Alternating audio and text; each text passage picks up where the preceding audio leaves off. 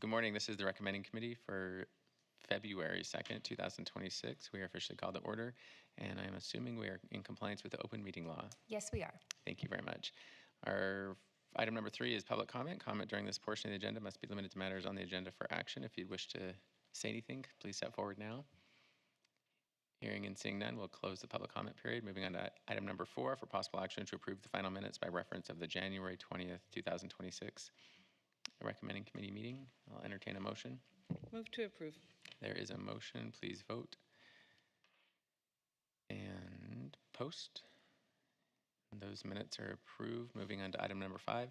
Bill number 2026-2 for possible action adopts a certain document entitled Development Agreement for Property formerly known as Cashman, including the incorporated Cashman Site Development Standards and other incorporated elements. This is sponsored by Councilwoman Chandra Summers Armstrong. And I will turn it over to you, Ms. Gronauer. Good morning. Stephanie Gronauer, 1980 Festival Plaza Drive here on behalf of the applicant Lennar Homes. On your aerial, you see the first item is Cashman. You all just saw this and approved it at City Council. This is the development agreement that goes with the application. In the development agreement, you'll see we've maxed out the possible density for R3. So while you all approved about 781 units on the property, it does allow up to 1221. That would require us to come back with a revised plan that you all would have to vote on. But just in case there's questions on the density, that's why that's in the development agreement. The other reason for the development agreement is just to allow for the standards to develop the project that you all approved. It gives some flexibility and allows for a more urban project than a normal R3 project would allow, and you all have seen that and approved it. So I'm happy to answer any questions you have today, but we'd very much appreciate your recommendation of approval. I will turn it over to Mr. Floyd. And thank you, Mr. Chair. Seth Floyd for the record. And with me today, I have Christian Gates from our planning team. As you know, these came together rather quickly. It's always a heavy lift, and Christian did most of that lifting. So I wanted him to have a chance to do the staff report and answer any questions that you have. Perfect. Good morning, Chairman. This is Christian Gates for the record. The ordinance before you is the formal adoption of the development agreement for a property formerly known as Cashman, which was approved by the City Council on January 21st of this year. That development agreement meets all statutory requirements of NRS 278.0201 and will help facilitate 781 to 1,221 units of housing on 50.54 acres within the downtown area. Staff therefore seeks your approval. Thank you. Nice shot, Mr. Gates. Are there any questions up here? Thank you, Mr. Chair. And thank you for presenting today. I just had a question about the standards even incorporate for the commercial part? They don't. They contemplate that the commercial would just comply with your code when that future development comes into place. All right. I just wanted to know if there were anything that spoke to the commercial holding, because I know that in Desert Pines, we did spell out what our preference was for that commercial development. So I was wondering if there was anything that was included in this development agreement about that. That portion was actually excluded from the development agreement intentionally. So the development agreement will only cover the residential portion. And that future parcel that has to be mapped still was excluded with a legal description to take that out of the development agreement. Okay, that's helpful for me to know. Thank you. Yeah. Okay, this is a public hearing. There's a question here. Yeah. More of a comment, just because, thank you, Mr. Chair. You know, we as elected officials talk to a lot of people, and I have got a lot of, well, if Cashman doesn't work out for you guys, I have this great Plan B project. So just to the world out there, we're moving forward. There's no Plan B project that will culminate here.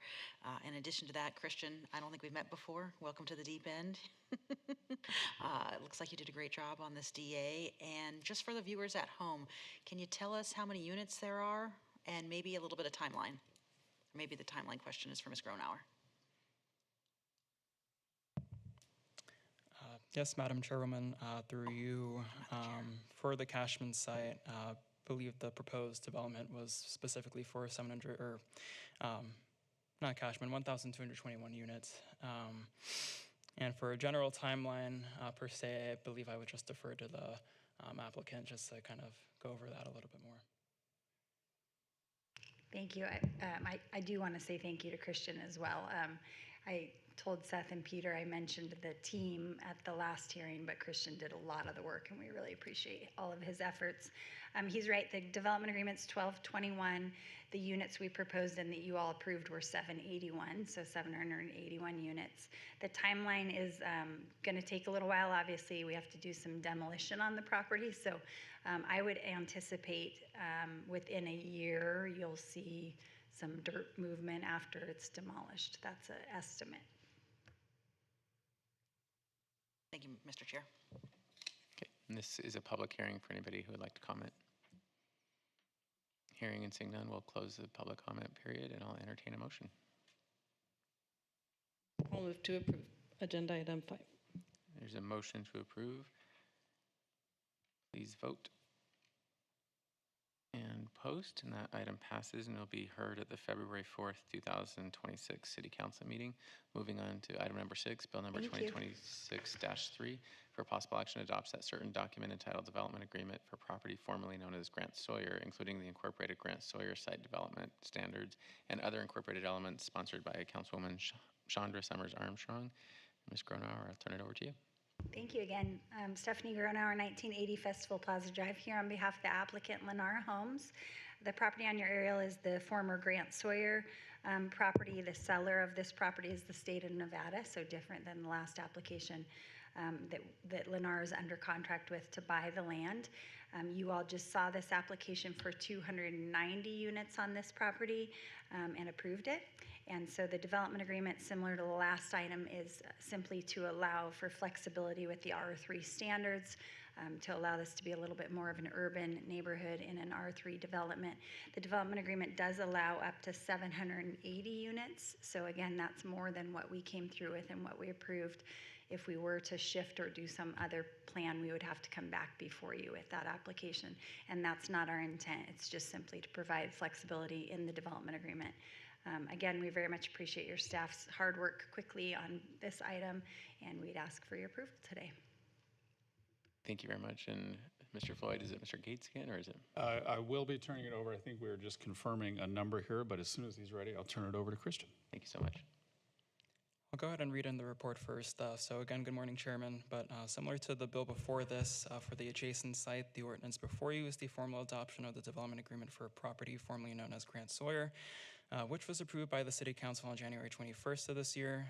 That development agreement meets all statutory requirements of NRS 278.0201 and will help facilitate 290 to 580 units on housing on 22.77 acres within the downtown area. Staff therefore seeks your approval. Thank you. Nice job again. Are there any questions up here? Hearing and seeing none, this is a public comment period for anybody who would like to comment. Hearing and seeing none, we'll entertain a motion. There's a motion, please vote and post. And that item passes and will be heard on the February 4th, 2026 City Council meeting. Thank you, Ms. Croner. Thank you very much. Have a good day. And we are now on to item number 7, citizen participation. Public comment during this portion of the agenda must be limited to matters within the jurisdiction of the recommending committee. No subject may be acted on by the recommending committee unless that subject is on the agenda. If there's anybody who would like to step forward, please do so now. Hearing and seeing none, we can close the public comment period, and we are officially adjourned. Thanks, everyone.